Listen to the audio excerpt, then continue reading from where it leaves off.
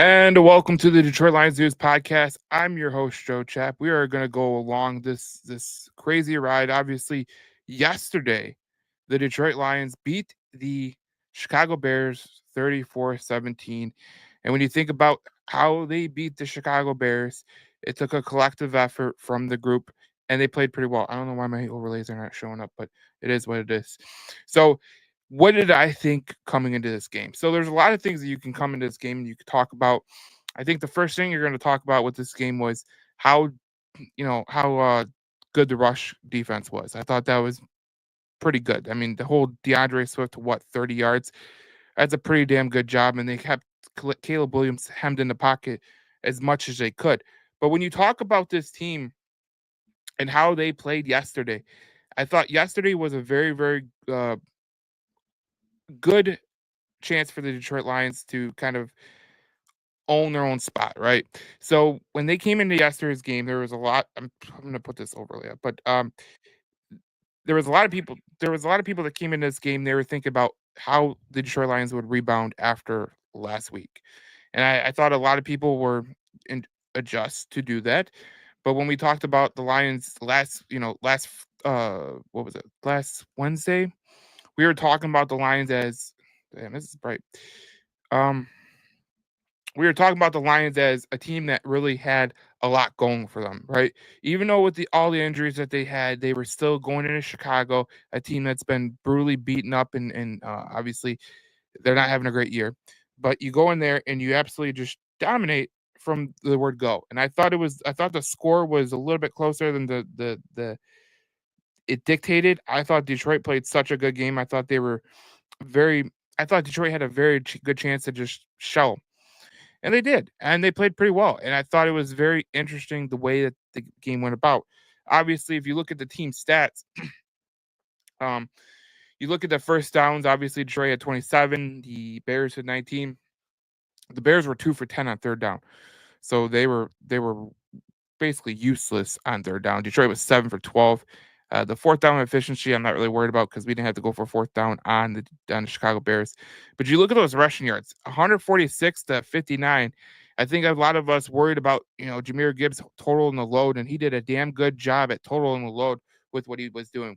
Passing yards 329 to 323. I thought a lot of these yards that the Chicago Bears got yesterday, they were extremely inflated by garbage time numbers. You look at the total yards, 475 to 382. Detroit had 2 sacks.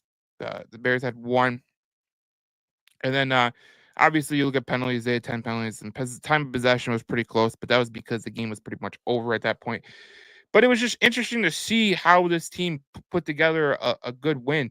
Obviously, last week we were talking about all the players on IR. We were talking about Jahmyr Gibbs total no load for the Detroit Lions, and they did a pretty damn good job at total the load. Not only that, but making sure that they had the right things to go about. So when Jahmyr Gibbs came in there, this is where I want to, this is where I want to start. This is my three kings of the week, presented by Three Kings. So here's Jahmyr Gibbs' stats: 23 attempts, 109 yards, 4.7 per attempt.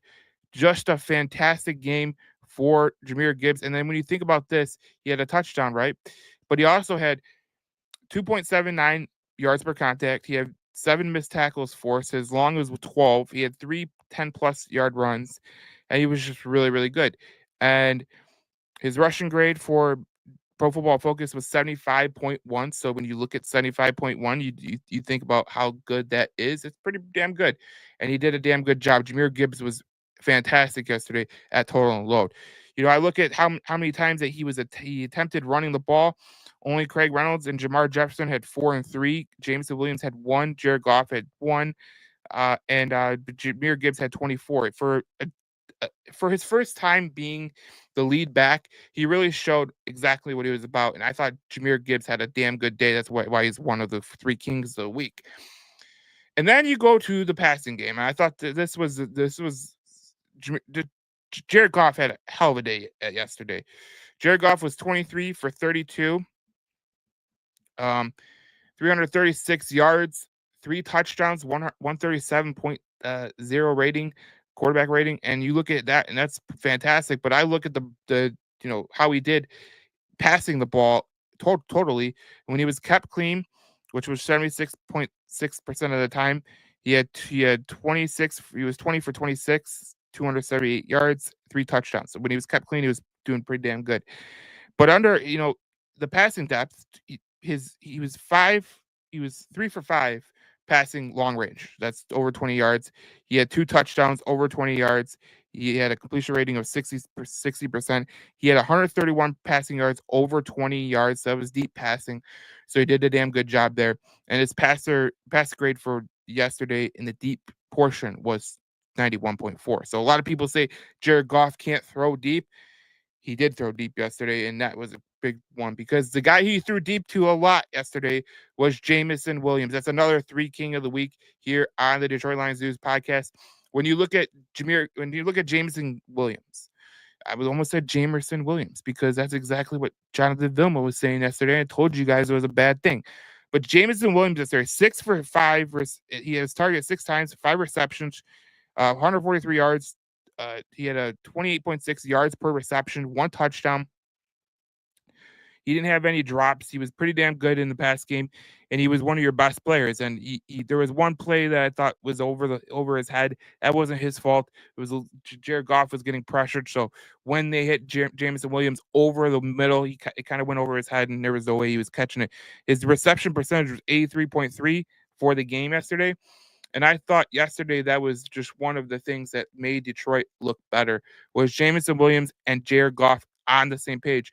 A lot of people talked about before that this guy Jared Goff, he can't throw deep. He can't throw deep.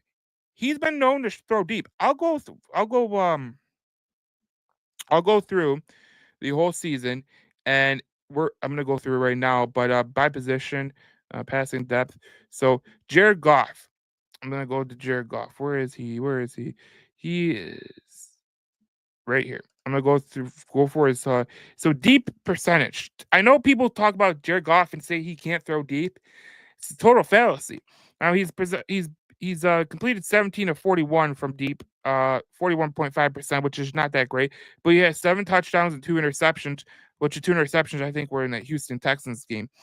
He's had a big time throw percentage of 20.9, which degrades out to 9 big time throws.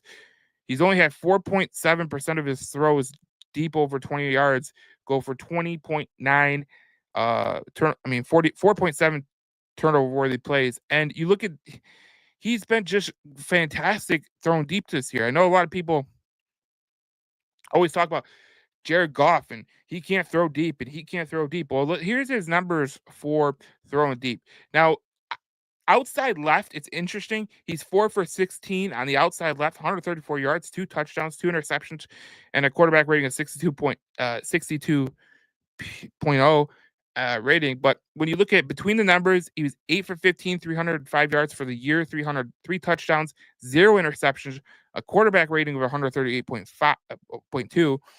Outside right, he's 5 for 10, 177 yards, 2 touchdowns, 0 interceptions, 135.4 quarterback rating throwing to the outside right.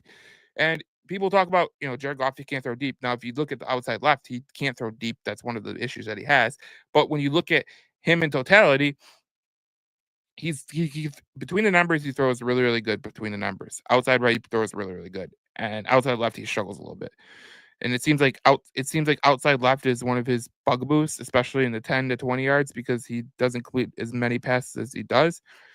But when you think about what Jared Goff did yesterday, it was just a fantastic game to think about what he is able to do when he has time, when he's making the right reads, and when he's throwing pretty well. And overall this season, Jared Goff is doing a damn good job at just, getting the ball downfield, making sure that this team that they're playing, whoever they're playing, that he gets the ball out. He hasn't thrown many interceptions. He had that one game where he threw 5 interceptions. I know that was everyone wants to focus on that, but sometimes that's just a bare happen chance. He throws 5 interceptions, they still win the game. It's pretty special when you think about it like that. But yesterday, Jared Goff and that Lions offense, they really showed out, and that's what they're going to have to do for the rest of the season. When you think about a couple of things that we were talking about in the last podcast, we were talking about, can the Detroit Lions offense bring Detroit forward? And they can. they can. So it's going to be interesting to see what happens going down the line. But ultimately, I think this has been a very, very good showing by the Lions offense to start out with. Obviously, we got to talk about some more stuff about the offense, but we'll get to that in a minute. But that was special. Okay, obviously, um, this is another thing I want to hit on before we go to the Pro Football Focus grades and everything like that. The Detroit Lions are in control of the number 1 seed. Yeah, as you seen yesterday, the Eagles, they lost to the Commanders 36-33. You know who drew up that play? That was Mr. David Blau, of the former backup quarterback of the Detroit Lions. And obviously, the Seattle Seahawks lose to the Minnesota Vikings. They had a shot to go take it downfield. They didn't. And the Chicago and Minnesota comes up with a win. They're 13-2. They will play the Packers next week. But when you think about the Detroit Lions and them being in control of the number 1 seed, here's how it goes. All the Lions got to do over the course of the next 2 weeks is win ball games. Obviously, you're hoping that the Packers take care of the Vikings next week, and then if you win on Monday Night Football, you officially clinch the number 1 overall seed. That's what is on the table. That's what could happen if the Detroit Lions win on Monday Night Football and the Packers lose. I mean, Packers beat the Vikings next week, which has been flexed to 425. But everything is in front of the Detroit Lions. And I think that the first round bye would be a huge portion to get this to move forward. Not only are you going to get you're going to get home field advantage throughout the NFC playoffs, you are going to get a week to rest, which is going to be huge for this team. Obviously, with all the injuries that they have, it's going to be huge to get some rest. And then you look at it like this: there's not many teams that are going to come into Ford Field and they're going to beat you. I mean, I know the 2 losses that Detroit has suffered have been at Ford Field, but I feel like the Buccaneer game when they lost to the Buccaneers, I thought that was a game that they should have won. They just didn't perform well in the red zone. This team performs better on the road, which is strange. They're undefeated on the road currently, which is very, very good. Obviously, you want to be undefeated at home, but I understand where the Detroit Lions are coming from. They're winning games on the road, and they're doing a damn good job of it. But they are in control of the number 1 overall seed.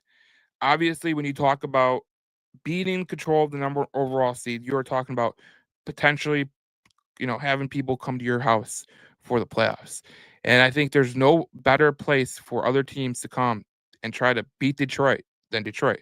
I know Detroit's better on the road this year, but to be at home with you guys, the fans, I think that's what you expect. And obviously, if you get a team like the Commanders coming on the road, or if the Falcons win the NFC South and they have to come to Ford Field, like there's no better place for you to play a rookie quarterback than them coming to you on the road.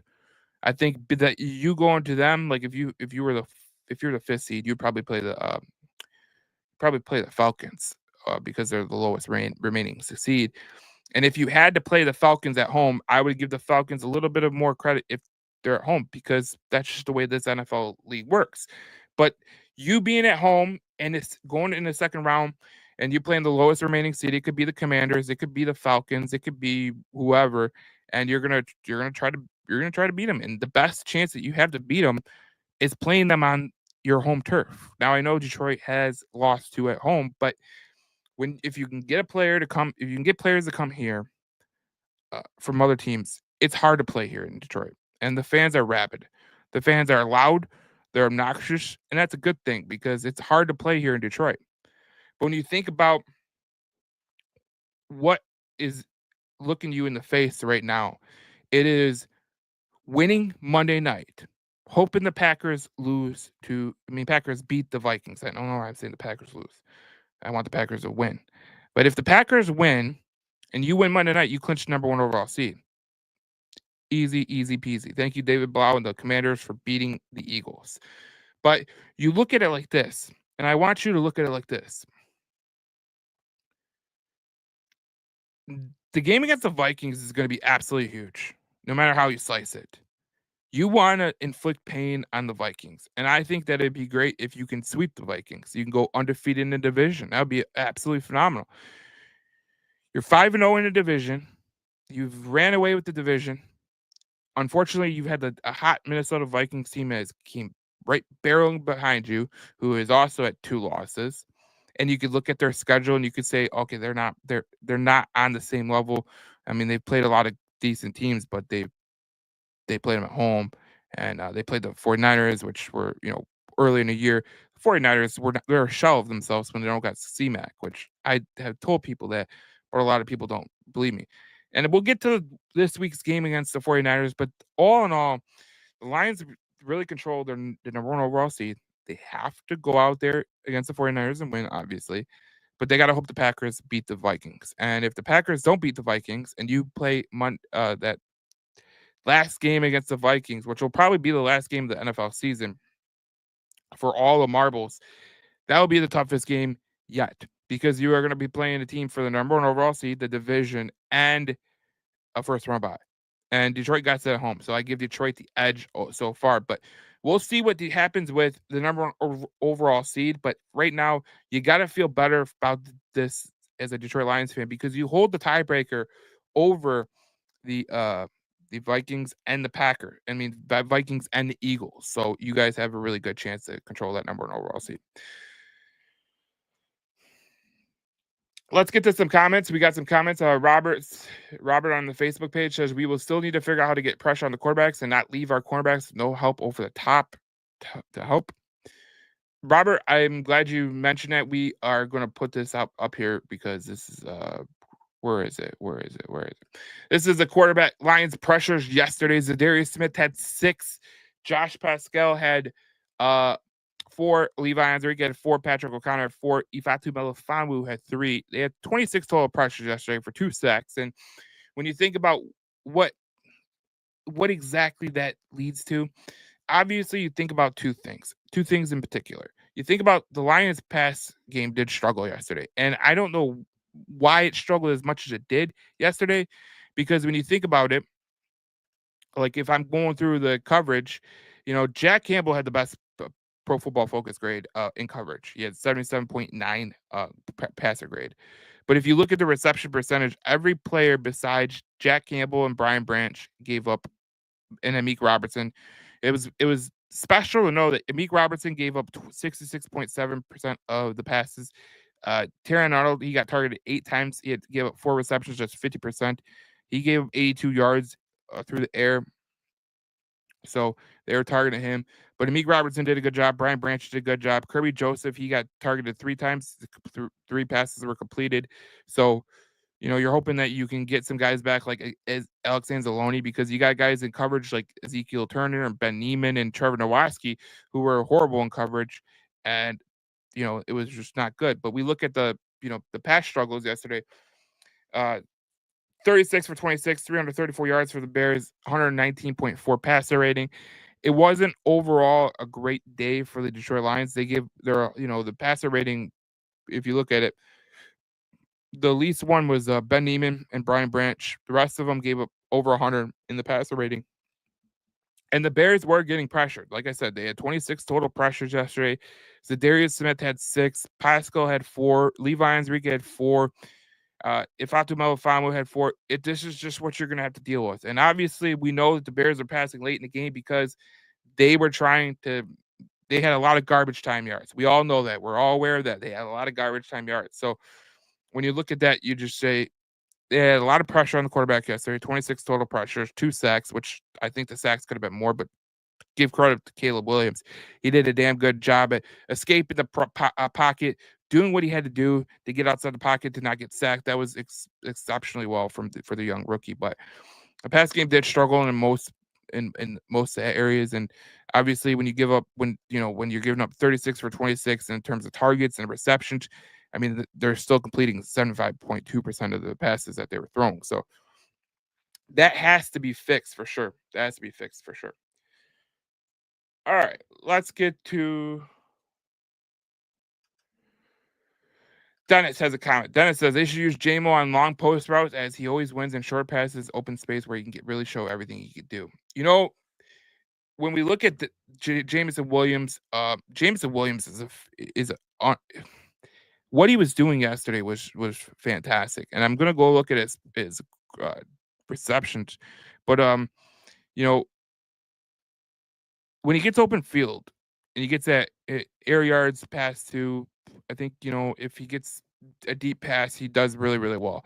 I think there's a couple instances where he struggles, but that's what every quarterback does. But whenever Jared Goff throws them, I mean, Jared Goff and Jameson Williams have a 122.5 passer rating together. They have a 122 passer rating together. So when you think about the Detroit Lions and Jameson Williams and the way that they were playing, you're thinking about exactly that. And look, if you could get Jameson into, uh, if you can get him into great areas. Let me see the receiving depth. I want to see his reception. So over 20 yards, Jameson Williams, 39.5 reception percentage. He has 3 touchdowns, 48.6 yards per reception, which is insane. Yards after the catch, 58, 11.6 yards after catch reception. He has 0 drops over 20 yards, so he's a really good deep ball guy. And Jared Goff has a 93.8 quarterback rating with Jameson Williams over the top. So that's a really good point by you, Dennis, because even in the medium yards, 10 to 19 yards, 405 yards, 23.9 yards per reception. You got 3 touchdowns. So all of his touchdowns have came 10 yards or above. So if you get this guy on quick routes, quick post routes, fly routes, whatever the case may be, he does a damn good job. He's one of the best receivers on the team in terms of deep routes. And that's what happens. He's had a little bit of an issue with drops over the middle. He has I think he has 2. So that's exactly what you look at with them. Robert says the same thing. Love J-Mo on crossing routes where he's using that speed. So yeah, this is what we got to get. This is the most important part. I think a lot of people are hitting on something that I really wanted to hit on, and I'm gonna jot this down so we can use this as a YouTube thing. But hold up. All right, cool. So you're right. Robert and Dennis, you guys are both right because I just went through the stats, and you look at the stats in particular. When Jared Goff goes and looks for Jameson Williams over the middle or medium to deep routes, which is 10 to 19, which is medium, and deep routes are 20 plus.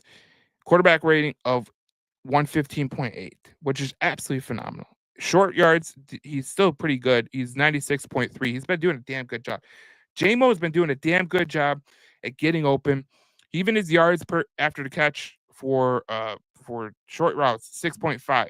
Medium routes, it's 9.5. Deep routes, it's 11.6. So this guy is averaging nearly a first down every time he touches the ball. That's how special this kid is. When Jameson Williams gets the ball and he touches it, he is becoming more special by the time. Like I just said, he's averaging nearly a first down every time he catches the ball. Yards after the catch, like he's getting 6.5 yards after catch. If he catches it on a 4-yard route, that's a first down.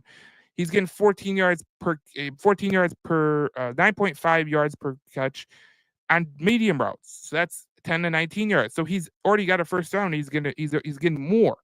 And then you look at deep routes, he's getting a 30-yard gain every time he touches the ball on deep routes. That is freaking phenomenal. He has a drop percentage of 0 on deep routes. 0. He has a 5.6 drop rate against the medium routes. Short routes, he has a 5.3 drop rate, which he only has 1 drop. And he has 2 drops in the season. So this kid has been playing phenomenal. I loved what people are saying about J-Mo. They are saying, let's get J-Mo in space and let him use it. Because you look at the statistics. I'll put the statistics on the Detroit Lions News podcast page. Because every time you look at J-Mo, he is making plays. A lot of people are critical of this kid. He's been doing everything that you can ask for from a wide receiver. You can tell he's learning from St. Brown because he just gets upfield. He doesn't worry about none of the nonsense. He just gets upfield. And when you talk about Jameson Williams, we talked about it before on prior podcasts of prior years. We talked about Jameson Williams, and we were like, look, if he can just get it together, we're talking about a guy that transforms the offense. We're talking about a guy who potentially could change the whole offense and what the team does. And when you look at Jameson Williams and what he's been able to do this year, it's exactly what he's been doing. Every time he touches the ball, it's nearly a first down. He's doing a damn good job at just getting open and making plays. And I've said this from the get-go. If Jameson Williams could be what we expect him to be, even if it's not like an all-pro wide receiver, right? Even if it's not an all-pro wide receiver, getting him in space is going to be the most critical junction of this team. Period. End of story. Let's get to more comments on the Detroit Lions. God, just jumbled it up. Dennis Johnson says, "At least we had the best safety duo. My brother was fixing the lawn snapper's fridge last week. He told me brother Anzalone should be back this week." Whew. That's something that we haven't talked about because we really do need Alex Anzalone back. When you look at these guys on here, let's look at the defense. I think this is defense. That was bottom offense. Whoops. There are nope. Okay. Bottom defense. Ezekiel Turner has been horrible in coverage. He's been horrible overall, but they have no one else to go to. He had a Pro Football Focus grade of 29.6. Patrick O'Connor, 42.3. Nowaski, who's also a linebacker, 42.9.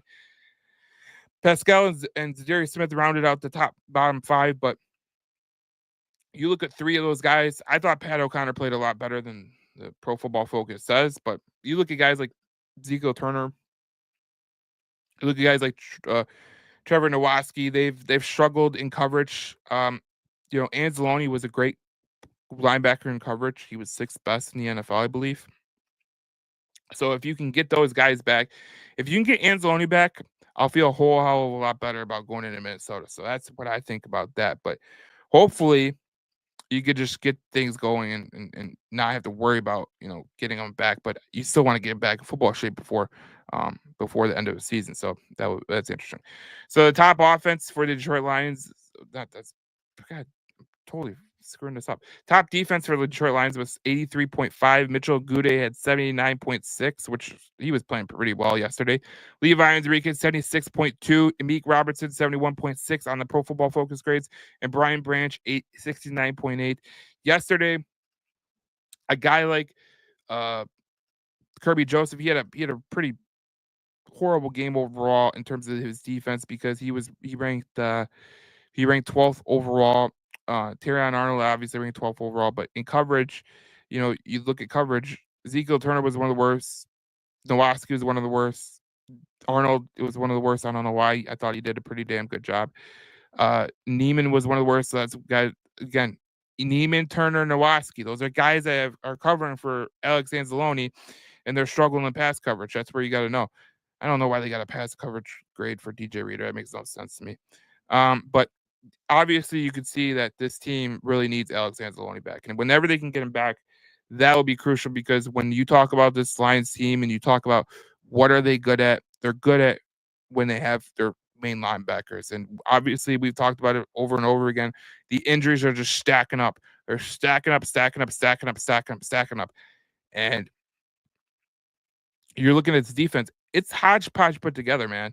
Like I know a lot of people are expecting a lot of things out of the defense. Like they're expecting, Aaron Glenn to make chicken cordon bleu out of chicken shit, but it ain't happening. They're just this defense is just put together, patchwork put together, and they're doing a pretty damn good job.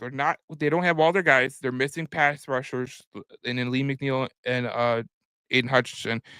You're hoping that guys like Zadarius Smith, Al-Quadin Muhammad, Levi Onwuzurike, Josh Pascal, they could take over and they can make this team theirs. Because if they can, that'll be very good for the Lions moving forward. But if they can't, that's where Detroit will really struggle moving forward.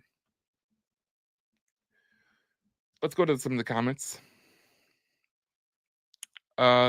Dennis also says Zadarius has to really step up huge. Zadarius yesterday, he had one of the best Pro Football Focus grades on the team in pass rush. He had 6 total pressures. He had 1 hit on the quarterback. He had 10 tackles. No, he didn't have 10 tackles. That was Branch. He didn't have many tackles. He had 0. So there you go. But yeah, Zadarius Smith has to be better. The way he was playing recently is just not good enough because but he's an older player, but you expect some of these guys that you have to get to get more pressure. But I was impressed by Za'Darius yesterday getting the pressure he got.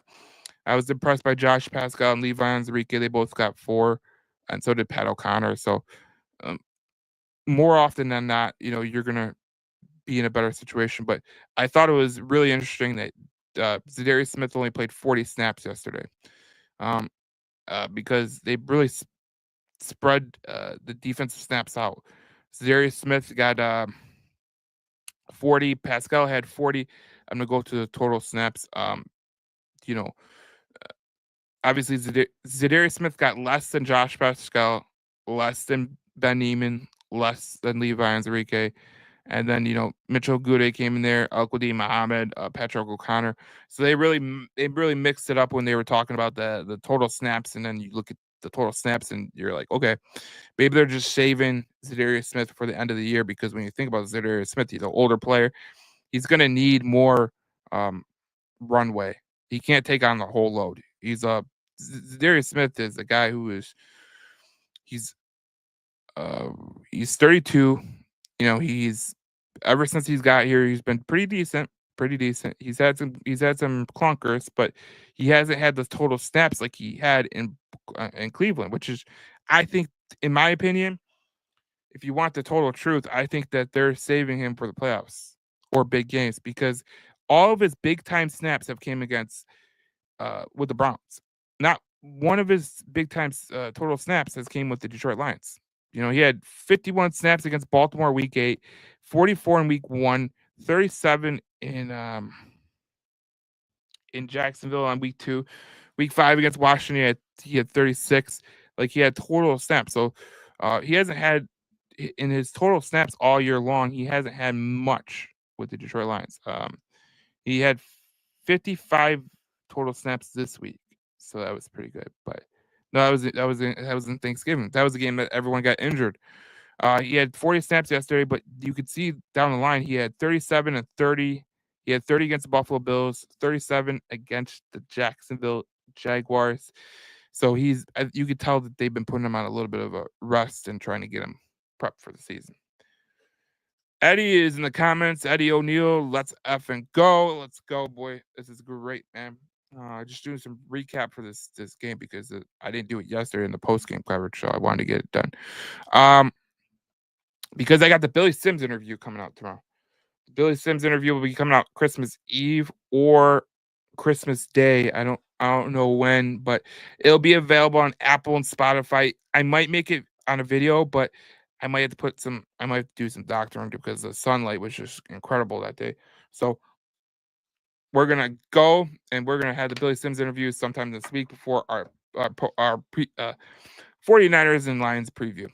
All right, so let's go to the bottom offense. So this offense yesterday, I had Tim Patrick for 2 receptions yesterday. He didn't get him, so that was disappointing. But Tim Patrick, 51.2. That was one of the worst on the team. 51.2 Pro Football Focus grade. Brock Wright yesterday had a 44.6 passer grade, Pro Football Focus grade. And when I think about that, his pass blocking was 27.7, which is absolutely horrible. His run blocking was among one of the worst on the team. This is not Brock Wright's best game. So there you go. Craig Reynolds also, but he had 10 snaps. So does that really count? Allen Robinson had 4 snaps. Does that really count? I don't know. If you want to count the worst with at least 10 snaps or more, you got Craig Reynolds. Benai Sewell had a bad game. His pass block, he gave up 3 pressures, I believe, yesterday. 3 pressures. So he was struggling yesterday. Benai Sewell was. Sam Laporta had a bad game in terms of his Pro Football Focus grade. He had a 42.9 pass block rating. His run block was not good either. Your best run blockers of this game were Frank Ragnow, Zeitler, and Christian Mahogany. And I gotta say something about Christian Mahogany, because he played absolutely phenomenal. And I thought the thing about Christian Mahogany, this is what you gotta know about him. He yesterday, in terms of the pass the pass blocking, yesterday Christian Mahogany had the second best pass blocking grade on the Detroit Lions. He didn't give up a sack. He gave up 1 pressure, which is okay. You get 1 pressure, fine. He gave up 0 sacks. And then if you want to talk about him in the run game, the run blocking, Chris Mahogany was the third best run blocker in terms of Pro Football Focus. His grade was 70.4, which was third best on the Detroit Lions. And he played really, really good. I thought it was interesting because when Jahmyr Gibbs ran over Mr. Christian Mahogany, he did it once. He had one attempt for 3 yards, which is not that great, but overall, like, you know, yeah, it's for some reason it's always mixed up. But he had one for middle left. He had 4 attempts for 22 yards, 4 attempts for 22 yards, 5 attempts for 18 yards on in the middle. So you can credit that to Christian Mahogany too. But Mahogany had a great game. They did a damn good job at just keeping it hemmed in. I love that pick, dude. I thought that was the best pick that the Detroit Lions had in that draft was Mahogany. I thought he was a total steal. Let's go to the top off. There we go. Top offense. Top offense. Frank Ragnow, Jameson Williams, Kevin Zeitler, Darren Skipper had 4 snaps, 75.2. But if you look over the total snaps and you go, okay, who had, if you keep Skipper out of there, you get Jahmyr Gibbs and St. Brown had the best days for the Pro Football Focus grades on top offense. Obviously, we went through the top offense. We went through the top defense. We looked through everything like that. All in all, yesterday I thought it was a great game for the Detroit Lions. Obviously, yesterday you held the Chicago Bears to a 34-17 win. Very special. I thought the Lions should have absolutely demolished them, and they did. I thought the score was a lot closer than people, want to give credit for, because I thought the Bears, there was times that they had a chance to go and make it closer. To their own discredit, they screwed up. And so that's what you look at with the Detroit Lions. They did a damn good job at just keeping Caleb Williams hemmed in the pocket. They got some help yesterday from the from the Washington Commanders beating the Eagles. Now they got to hope the Packers beat the Vikings, and then you go out Monday Night Football and you just handle your business and you win. You get the number 1 seed. But it wasn't the most perfect game after their loss. No. Did I expect that they were going to have the most perfect game? No, I didn't. It was an outside game. It was a little bit different. I thought the weather was, the wind was not as bad as they thought it was going to be in Chicago. But all in all, the Detroit Lions played a damn good game, and I thought they really hemmed in. And like I said, the 3 guys that were the biggest portion of this team were Jared Goff, 23 for 32, 336 yards, 3 touchdowns, and 137 quarterback rating. Jameson Williams, 6 targets, 5 receptions, 143 yards, 28.6 yards per reception, and a touchdown. And then you had Jahmyr Gibbs with 23 attempts, 109 yards, 4.7 yards per attempt, and 1 touchdown. When you think about the Detroit Lions, they did a damn good job yesterday at just doing what they were supposed to do. Obviously, the Chicago Bears are a team that they're already fixated on. They're making plans for Cabo, whatever the case may be. You heard DJ Moore's comments in the last podcast about, they'll fix it next year, which you don't like to hear that from your one of your star wide receivers. But when you don't have a coach, that's what happens. But the Lions played as best of a game as they could, and I thought a lot of the yards that happened at the end of the game in terms of the passing yards, I thought those are overinflated. Pass defense did struggle a little bit. They only had 10 incompletions, but they were obviously Caleb Williams is completing some difficult passes. It wasn't like he was completing some cheap passes. He was completing some pretty difficult passes. But all in all, a lot of the pass yards that came from Detroit, if you want to think about it like this, Brian Branch, we look at the guys like, the linebackers. We look at DJ Moore. He, for some reason, I don't know why, but DJ Moore was on Ben Niemann a couple times. And Cole Kmet was on Ezekiel Turner. And DJ Moore was also on Trevor Nowatzki. And you're like, please make it stop. But they did it as much as they could. And Chicago Bears did a good job at, disguising coverage. One of the things I think Aaron Glenn's going to look at when he reviews the film, which I imagine he has already, he's going to look at the way the defense played when they were getting, pressured. when they're getting pressure, what did they do? And I think one of the things that Aaron Glenn is really going to look at, and I've seen this on tape, is when you look at this defense, there is a lot of times where they're playing man coverage, which that Lions usually do play man coverage. But what happens is when you look at the pass struggles that they had, which they're giving up 36 for 26, 26 for 36. I mean, a lot of those yards came from DJ Moore being on the guy that he was on. Obviously, you look at Ben Neiman and Trevor Nowatzki, but DJ Moore had a big gain against Kirby Joseph. He had a pretty sizable gain against one reception against Emeke Robertson. But even like DJ Moore against Terrion Arnold, he had 17 yards. DJ Moore, Terrion Arnold did a damn good job on DJ Moore. And then you look at him on Brian Branch. DJ Moore got a pass, it was -1 yard. So they did a pretty damn good. Brian Branch did a damn good job on DJ Moore. So there you go. But all in all, I thought it was a good game for the Detroit Lions. I thought Detroit played well. I thought there's more to be desired. I think as this team gets more healthy, because there's a chance that they could be getting healthy, because from all the talk that I've been telling about, there's a potential that Detroit can get back Khalif Raymond next week. They could open up the practice window for Khalif Raymond, Alex Anzalone, and Ennis Rakestraw. And if you can get those three back, I think that would be really helpful, because what I think is happening with the Detroit Lions, and I think this is something that we should monitor over the course of the next 2 weeks, especially going into the playoffs.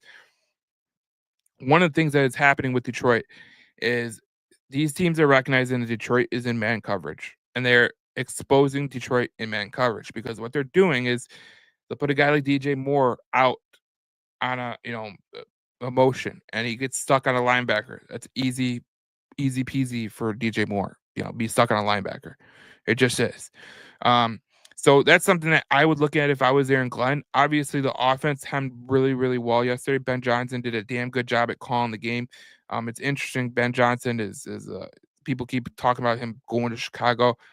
I don't think he's going to go to Chicago. I think him and Bobby Slowick, from what I've been told, they've been really they're really hesitant on going and doing their thing. So we'll talk about that in the next podcast, but as soon as I get more information. But all in all, it's a good game for Detroit, and I thought Detroit played well. And look, you're on to San Francisco, and Frisco, they're a team that's a shell of themselves. They don't have no C-Mac. They have Debo, they have Purdy, but they're defensively they're just injured. Offensively, they're missing key pieces like Christian McCaffrey, and I don't know if Trent Williams will be in the game next week. It'll be interesting to see what happens there, but Detroit really has a lot going for them, obviously, since the Commanders took care of the Eagles, and obviously the Seahawks, they blew the game against the Vikings 27-24. But it'll be very interesting to see what happens moving forward with this team, because I thought Detroit, again, they played a good game.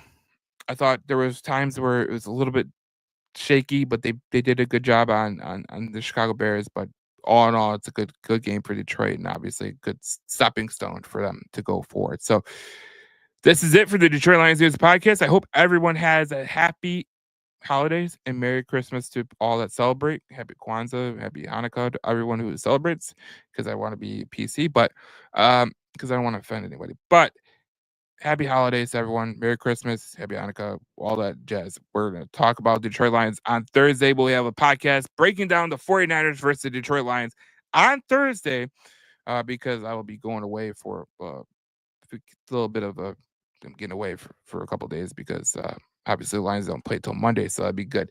So podcast will be Thursday. We got the Billy Sims interview that will come out probably Christmas Eve or Christmas Day, and then we will put that out there for you guys on the Detroit Lions News podcast. But this has been the Detroit Lions Bears recap. Usually I do post-game podcasts. I love doing post-game podcasts. I couldn't do it yesterday. I was in a family obligation, so I had to do it today.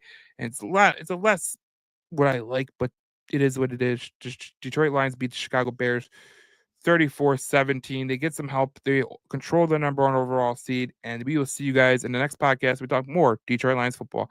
Thank you for listening, and happy holidays to you and your family.